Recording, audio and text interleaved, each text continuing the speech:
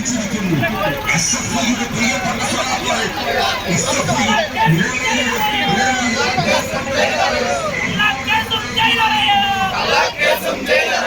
ഈ വൈത്താരയിലൂടെ കടന്നു വരികയാണ്. ആർഎസ്എസിന്റെ രാഷ്ട്രീയം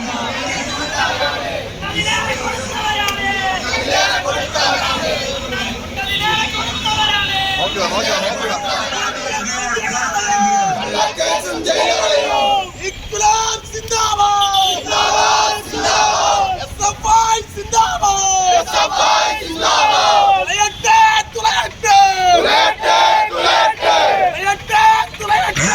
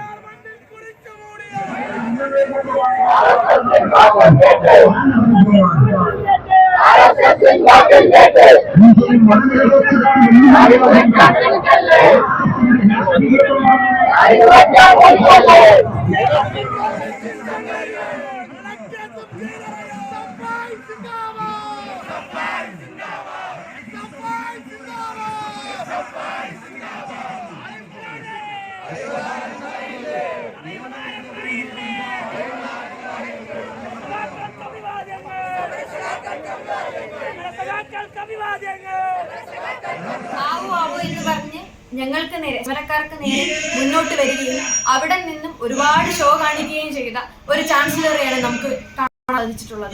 അത്തരത്തിൽ അങ്ങനെ ഒരു സാഹചര്യത്തിൽ ഞാൻ ഗോ ബാക്ക് പറയുന്ന ഒരു സമയത്ത് this is not your U P എന്ന് ഞാൻ പറയുന്ന ഒരു സ്റ്റേറ്റ്മെന്റിൽ ഐ വിൽ ഞാൻ ഇത് യു പി ആക്കും എന്ന തരത്തിലേക്കാണ് ചാൻസലറുടെ ഭാഗത്ത് നിന്ന് നമുക്ക് കിട്ടിയത്. അത്തരത്തിൽ ഞങ്ങളെ ഉടനെ തന്നെ അറസ്റ്റ് ചെയ്ത് മാറ്റുകയും എന്നിട്ടും 1.25 മണിക്കൂറോളം ഗവർണർ ഇവിടെ ഇരിക്കുകയും ആ ഇരിക്കുന്നതിന്റെ ഫലമായിട്ട് ഗവർണറുടെ പ്രേരണയിലാണ് ഒരിക്കലും ചുമത്താൻ പാടില്ലാത്ത 124 വളരെ റയറായി മാത്രം ഇടുന്ന 124 ഞങ്ങൾക്ക് നേരെ അദ്ദേഹത്തിന്റെ അധികാര ദുർവിനിയോഗം കൊണ്ട് തന്നെ അവിടെ ഇരുന്ന് അത്രയും പ്രഷർ തിളത്തിക്കൊണ്ട് തന്നെ അത് ഇടിയിക്കുകയും അത് ആ 12 സഖാക്കൾ ഞങ്ങൾ 12 സഖാക്കൾക്ക് മേലെ 124 ഇട്ട് ചാർജ് ചെയ്ത് അതിന്റെ FIR കോപ്പി കിട്ടിയതിനു ശേഷമാണ് ഗവർണർ ഇവിടെ നിന്ന് പോകുന്നത്. അത്തരത്തിൽ ഒരു തരത്തിലുള്ള 124 എന്നുള്ള ഒരു വകുപ്പിടാൻ വേണ്ടിയിട്ടുള്ള ഒരു തരത്തിലുള്ള തെറ്റും SFI സഖാക്കളുടെ ഭാഗത്തുനിന്ന് ഉണ്ടായിട്ടില്ല.